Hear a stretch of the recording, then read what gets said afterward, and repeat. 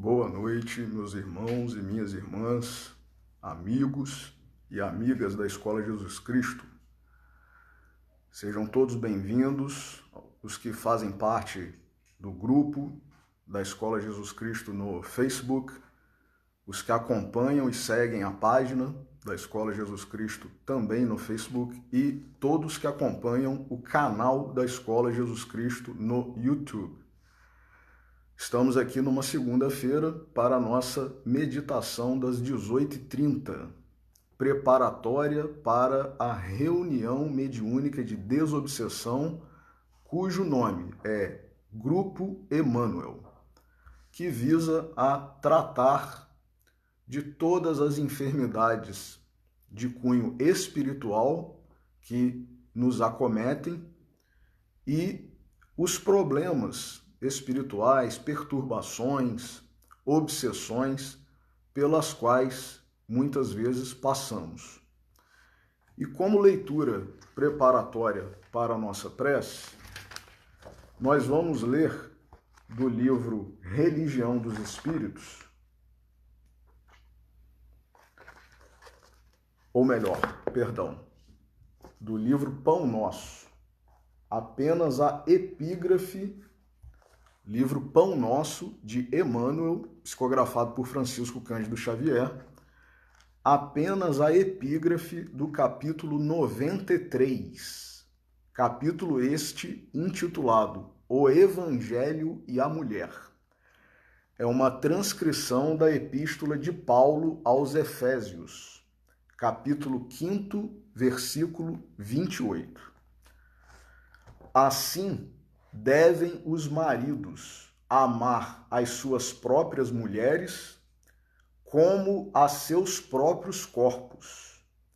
Quem ama a sua mulher, ama-se a si mesmo. Paulo aos Efésios, capítulo 5, versículo 28. Então vamos fazer a nossa oração. Senhor Jesus, nosso Mestre, Deus, nosso Pai, amigos e benfeitores espirituais da nossa Escola Jesus Cristo, estamos aqui reunidos mais uma vez para estudar o Teu Evangelho, Senhor. E que todos nós estejamos sintonizados com a Tua esfera, com os Teus emissários, para que possamos apreender da melhor forma possível tudo que nos será trazido na noite de hoje. E antecipadamente gratos por mais esta oportunidade, por mais esta bênção, pedimos permissão para iniciar a reflexão de hoje. Que assim seja.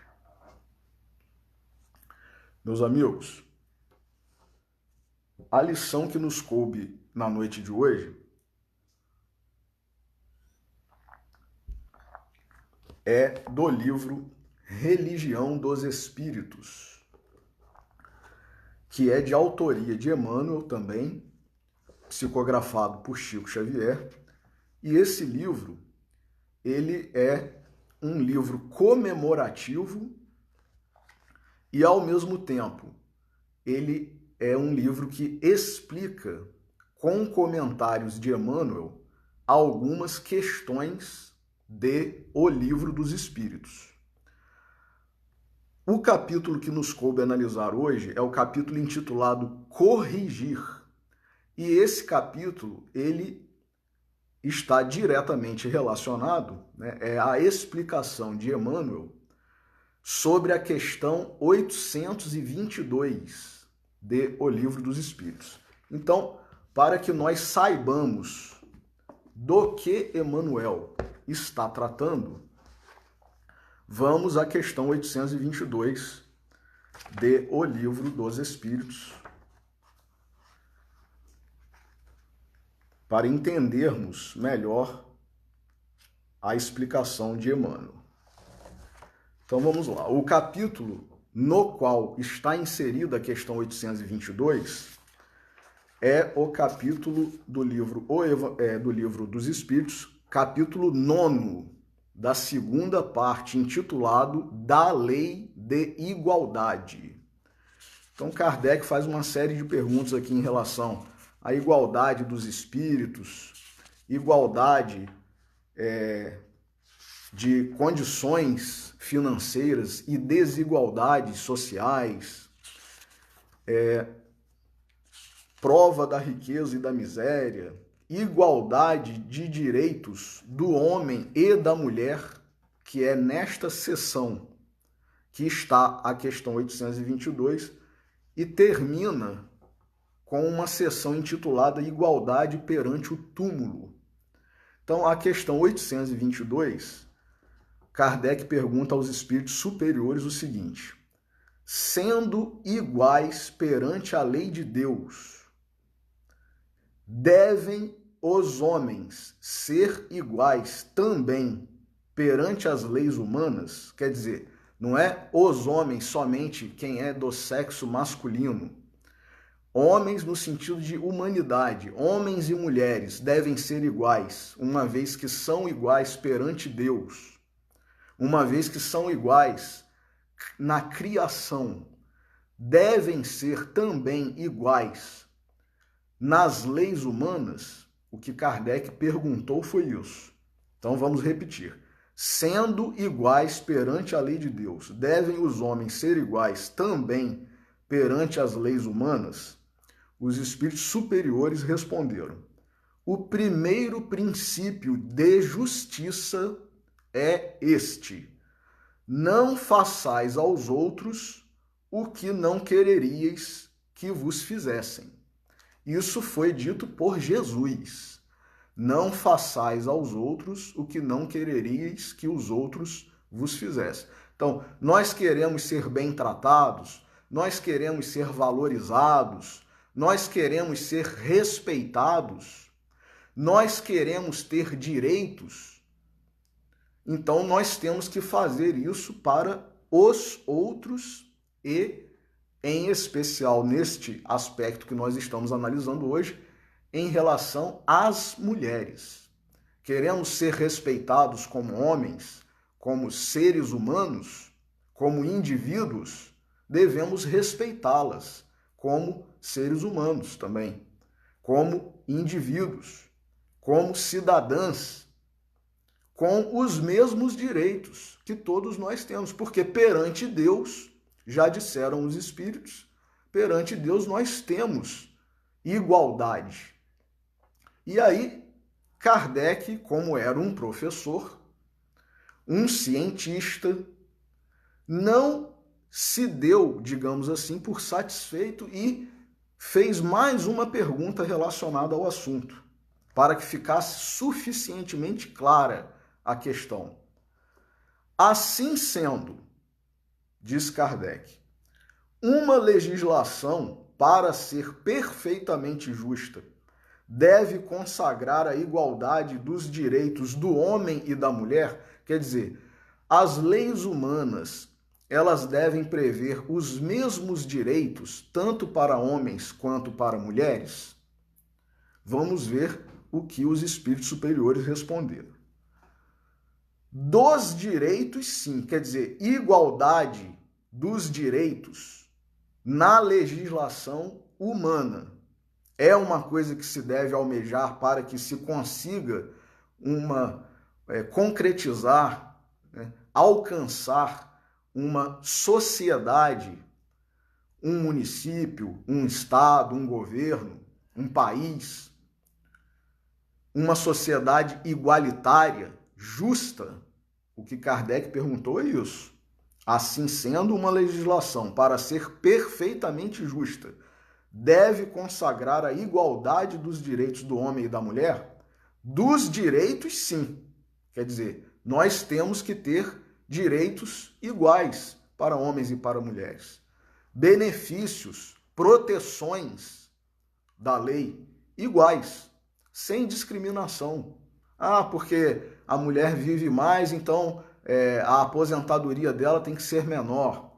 A mulher gesta, engravida, tem o período lá de gestação, de licença maternidade, então o salário dela tem que ser menor. Tudo isso está equivocado.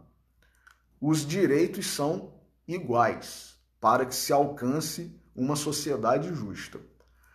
Só que aí os espíritos continuam a resposta. Dos direitos? Sim. Das funções? Não. Preciso é que cada um esteja no lugar que lhe compete.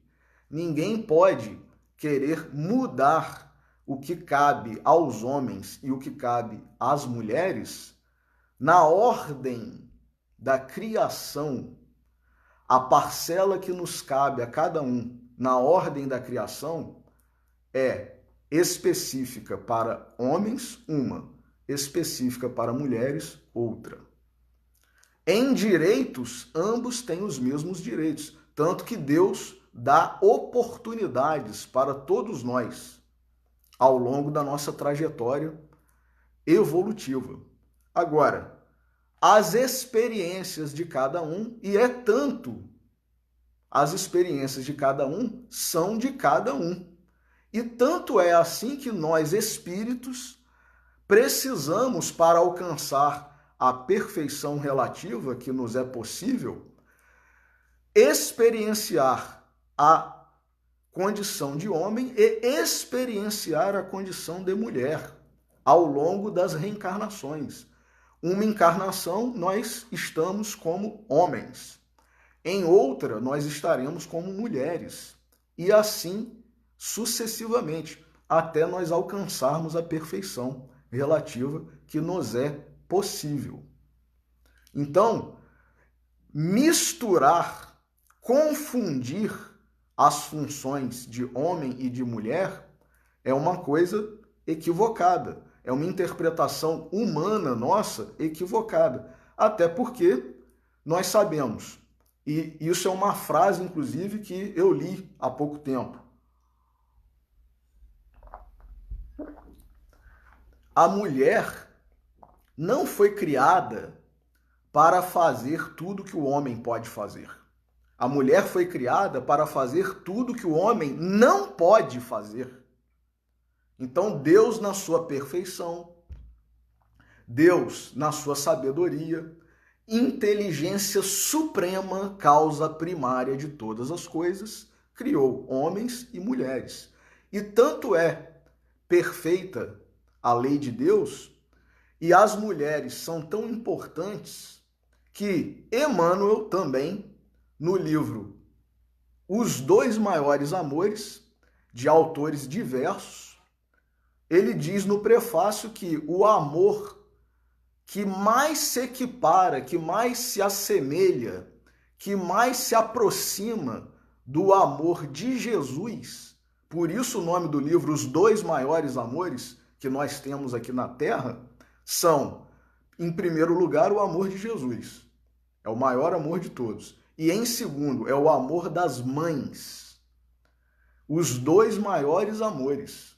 Então, os homens, nós homens, estamos muito aquém ainda desse sentimento sublime que é peculiar, digamos assim, às mães, às mulheres mães. Então, nós temos que aprender muito com as mulheres. E é justamente por isso, para desenvolver as virtudes femininas e dons, sabedoria, saber administrar da forma que a mulher administra uma família ou mesmo uma empresa, nós temos que encarnar muitas vezes como mulheres para aprender. Então, os espíritos superiores responderam, como não haveria de ser diferente, dos direitos sim, das funções não. Preciso é que cada um esteja no lugar que lhe compete. Ocupe-se do exterior o homem e do interior a mulher, cada um de acordo com a sua aptidão. Olha aí, meus irmãos, Paulo já havia dito, já havia falado sobre isso, diversidade de carismas, né? São os talentos que Deus nos outorga para que nós sejamos exitosos nas nossas experiências reencarnatórias. Então, a mulher tem uma aptidão própria dela e o homem a aptidão própria dele. A lei humana, para ser equitativa, deve consagrar a igualdade dos direitos do homem e da mulher. Quer dizer, a lei, para ser igualitária, justa, equitativa ou equitativa, né, deve consagrar a igualdade dos direitos do homem e da mulher. Todo privilégio a um ou a outro concedido é contrário à justiça. Então não tem que privilegiar ninguém, até porque na lei de Deus não existe privilégio. A emancipação da mulher, isso ainda é a resposta dos espíritos superiores. A emancipação da mulher acompanha o progresso da civilização. Lógico. Sua escravização marcha de par com a barbaria, ou seja, escravizar, oprimir a mulher, né? Agredir a mulher, isso em pleno século XXI, meus irmãos.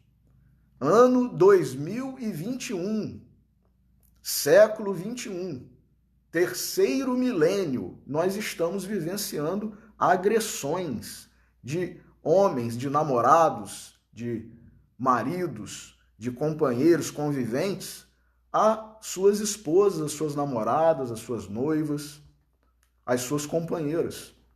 Por motivos fúteis, muitas vezes, por falta de paciência, ninguém é perfeito. Ninguém, né, a mulher aqui na Terra, ela está em processo de evolução também. Então, agora, de justificar uma agressão porque a minha namorada é dessa forma ou daquela, a minha esposa é dessa forma ou daquela, isso é um absurdo. Isso é, como disseram os espíritos superiores aqui, é uma barbaria, é uma barbárie. Um homem civilizado não pode fazer algo desse teor, desse tipo, de forma alguma. Muito menos um homem cristão. Muito menos. Então, disseram os espíritos, né? Escravizar a mulher, né? E a gente, graças a Deus, teve aí avanços, né, na legislação, que hoje tem a Lei Maria da Penha aqui no Brasil, né? Depois de muitos escândalos, né, chegou-se a essa lei, né, de maridos que oprimem a mulher, escravizam a mulher, não apenas de forma física, com agressões físicas, mas são agressões verbais, é uma escravização psicológica muitas vezes. Então, quer dizer, valendo-se do quê? Aí sim, o homem valendo-se da sua força física, muitas vezes da sua força financeira. Então, se sobrepondo à mulher dessa forma cruel.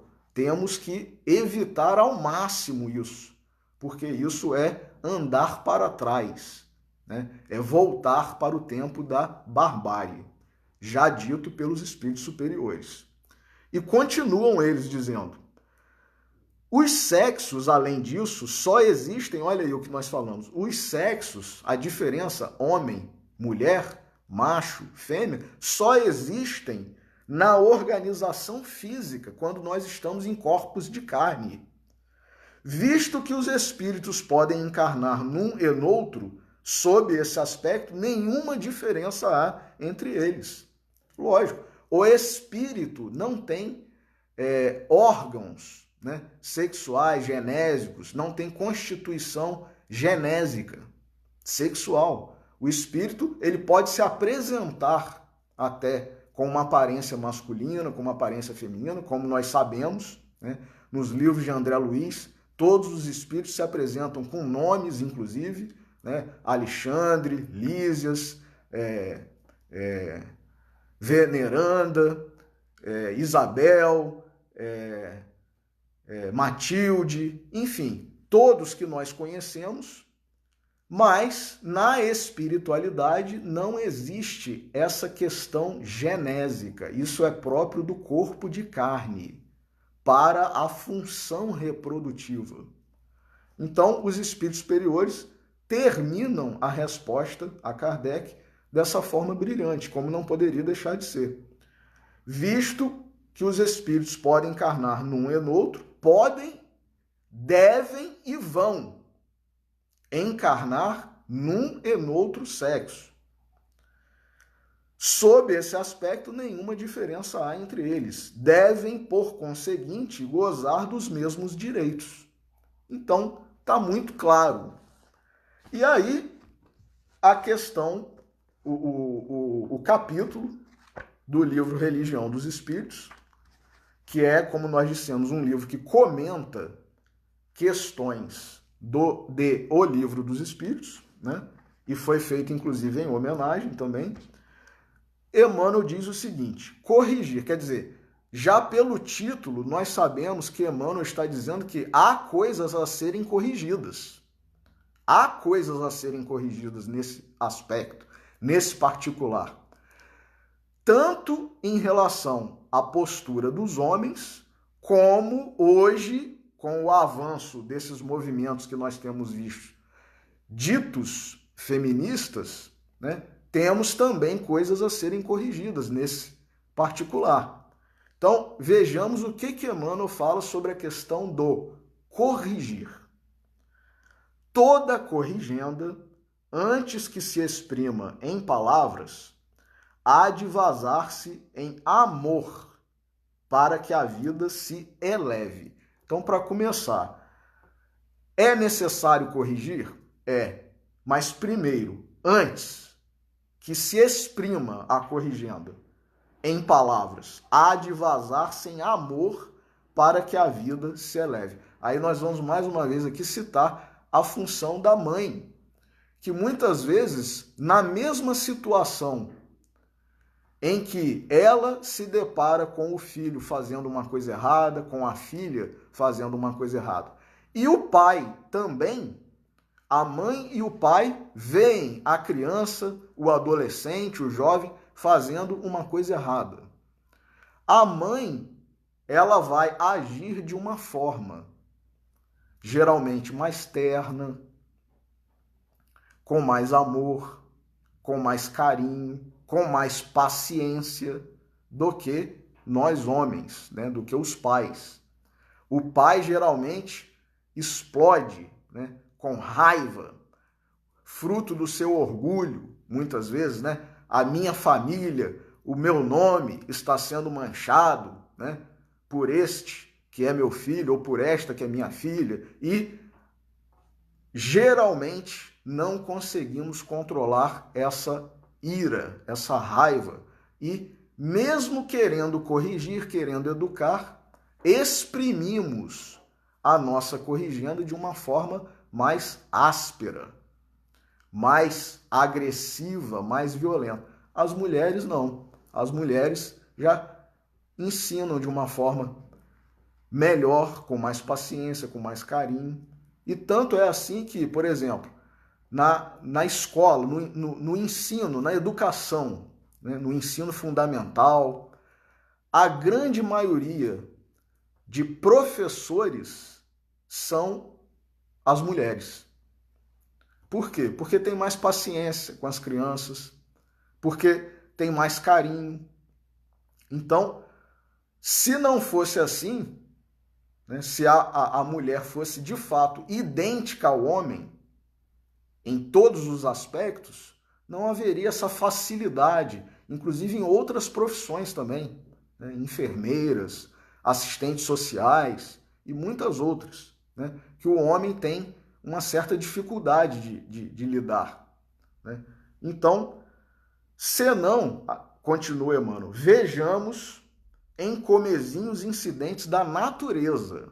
Olha aí, Emmanuel usando a natureza para nos ensinar o que nós temos que corrigir nesse aspecto de diferenças e igualdades entre homens e mulheres. E o que se tornou, né, a expressão masculina no mundo e a expressão feminina no mundo. Não amaldiçoarás a gleba, ou seja, o pedaço de terra que o deserto alcançou. Quer dizer, tem um pedaço de terra que agora está desértico, está estéril. Não amaldiçoarás a gleba que o deserto alcançou, mas oferecer-lhe-ás a graça da fonte para que retorne aos talentos da produção. Então, o que você faz? Você que é fazendeiro, você que é proprietário de um sítio, você que trabalha na agricultura ou na pecuária, enfim, você está com um pedaço da sua terra ou da terra do seu patrão lá que está ruim, está improdutivo, está estéril. O que você faz? Condena, amaldiçoa, esquece daquele pedaço, inutiliza, né? Não tem mais proveito aquilo e você vai jogar no lixo, vai se desfazer daquilo, né? Isso Emmanuel está usando de metáforas, né, exemplos da natureza para nós trazermos para o âmbito nosso de pessoas, de indivíduos numa sociedade. A gente vai jogar fora, vai inutilizar, vai inviabilizar, enfim, vai, né, matar, seja o que for. Não. O que Emmanuel fala aqui? Oferecer-lhe-ás a graça da fonte para que retorne aos talentos da produção. Vamos tentar irrigar essa terra, vamos tentar torná-la mais uma vez produtiva. Nós temos exemplos, não apenas no Brasil, como fora do Brasil, de áreas de terra que eram improdutivas e tornaram-se produtivas através da técnica correta utilizada.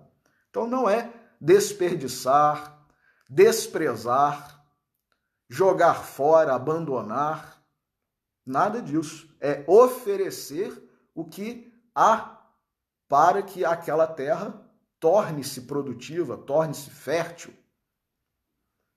Não condenarás o pântano em que a lama se acumulou, provocando a inutilidade, mas drenar-lhe-ás o leito de lodo a fim de que se restaure em leira fecunda. Os biólogos aí, né, Pedro, Isabelle, né, e todos da área da biologia aí, sabem muito melhor do que eu que o pântano, né, é um bioma ali muito interessante, muito útil, mas se chegar num nível de lodo, de lamaçal, que o próprio bioma do pântano esteja inviabilizado, é necessário que se faça alguma coisa para que volte ao equilíbrio, né? E nós temos um exemplo maravilhoso através de uma metáfora também que foi utilizada, que é Célia Lúcius, né? O Emmanuel, no livro 50 anos depois, diz que Célia Lúcius é um lírio, foi um lírio nascido no charco, né, no lodo das paixões humanas. Então, quer dizer, aquele espírito puro, elevado, sublime, nasceu no meio de um pântano, de um lodo, de um lamaçal, para tentar equilibrar, para tentar dar beleza àquela situação ali, aquele bioma no qual estava inserida, né? Não reprovarás, continua Emmanuel, simplesmente a veste que os detritos desfiguraram, mas mergulhá-la-ás na água pura, recompondo-lhe a forma para a bênção da serventia. Nós temos uma roupa que está suja, caiu um pouco de alimento, ou nós fizemos um trabalho pesado e a roupa está suja, por exemplo, de lama, né? O que nós fazemos? Nós jogamos fora essa roupa ou nós colocamos essa roupa para ser lavada, né? Ou lavamos essa roupa. Lavamos, colocamos o sabão, né? Depois colocamos o amaciante e, enfim, e colocamos para estender, para secar no sol e tal, para que a roupa retorne ao nosso guarda-roupas de maneira a ser novamente utilizada. Nós não pegamos uma roupa, usamos uma vez e, em vez de colocarmos para lavar ou a lavarmos, jogamos fora, como se fosse algo descartável. Não. Então, o Emmanuel está dizendo que na sociedade, entre homens e mulheres, mesmo aqueles que pareçam sujos, que pareçam imprestáveis, nós devemos aproveitá-los, Vamos dar o Evangelho, que é uma água que limpa as nossas almas, as nossas consciências, os nossos sentimentos. Então, para que essa pessoa, essa alma, esse espírito, possa ser aproveitado na obra da criação. Todos nós temos uma função. Deus não criaria ninguém, não criaria espíritos, não criaria nada que não tivesse uma função, um proveito. Senão seria um desperdício, né? Mas todos nós temos uma função.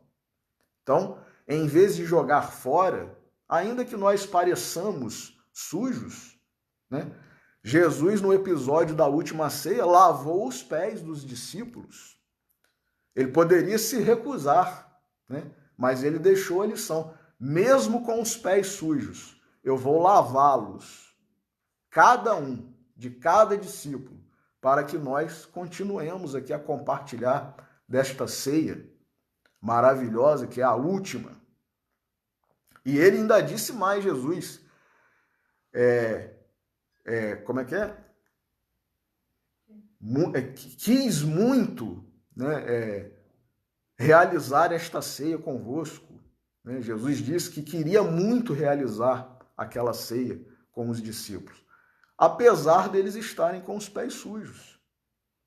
Então, Jesus não ficou destacando a sujeira dos pés dos discípulos. Pelo contrário, eu vou lavá-los, cada um dos seus pés. Então, que lição maravilhosa, né, de Jesus. E continua aqui, Emmanuel.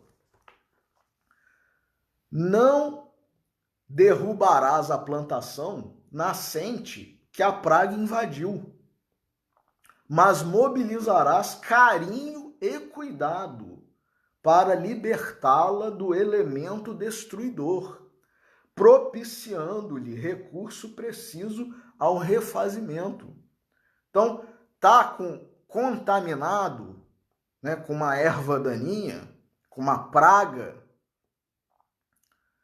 seja um espírito, né, seja o homem, seja a mulher, o que nós devemos fazer?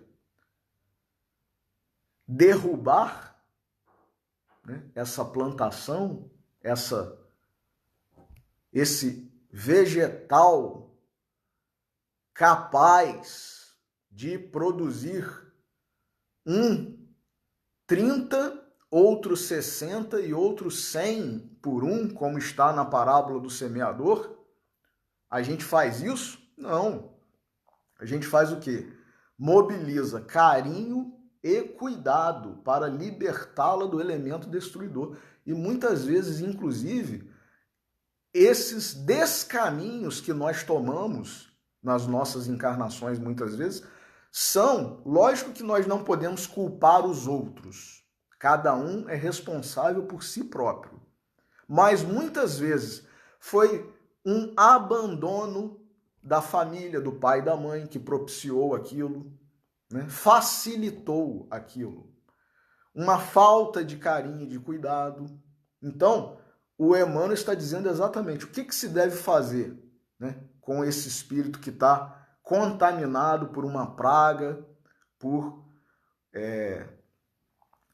questões, né, que estão desvirtuando a função daquela planta, daquela plantação, daquele espírito. Devemos mobilizar carinho e cuidado para libertá-la do elemento destruidor, propiciando-lhe recurso preciso ao refazimento. Não aniquilarás certa província corpórea.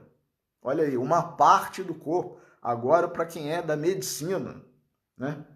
Não aniquilarás certa província corpórea, porque se mostre enfermiça, mas fornecer-lhe-ás adequado remédio, normalizando-lhe os movimentos. Estamos com um problema no fígado, estamos com um problema no intestino, estamos com um problema no coração. O que se faz? Retira-se esse órgão e joga-se fora? Nem sobreviveríamos.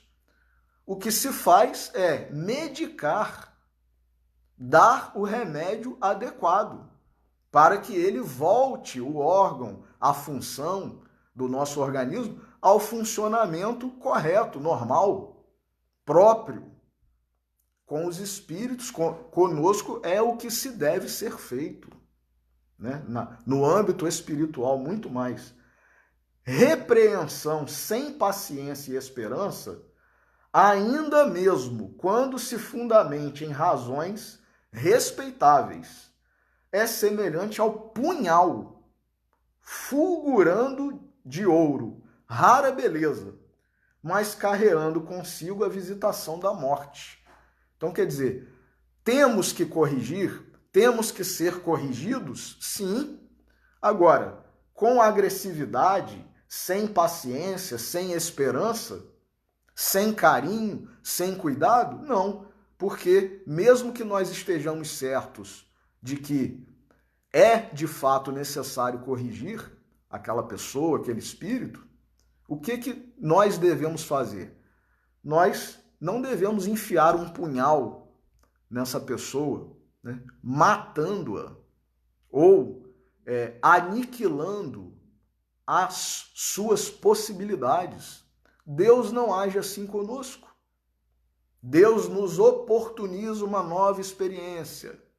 Erramos no plano espiritual, na maioria das vezes, porque dificilmente na própria encarnação nós despertamos para o que fizemos, é difícil, embora aconteça, mas é difícil no nível espiritual em que estamos.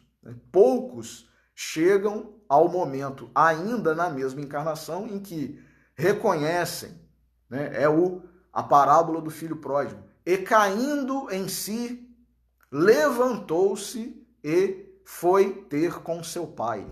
Isso é muito difícil na própria encarnação nós fazermos essas mudanças.